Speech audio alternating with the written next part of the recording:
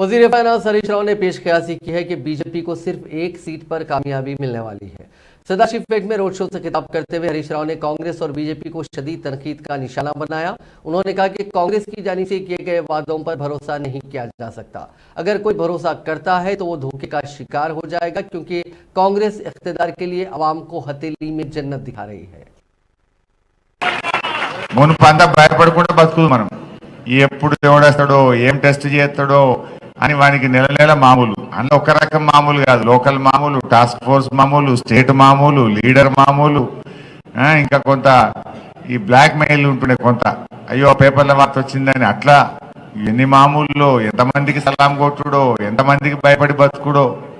కానీ కేసీఆర్ వచ్చినాక అన్ని బంధు పెట్టిండా లేదా? ఎవడన్నా మీ దిక్కు కన్నెత్తి చూస్తే బిడ్డ కబద్దార్ అని చెప్పిండు కేసీఆర్.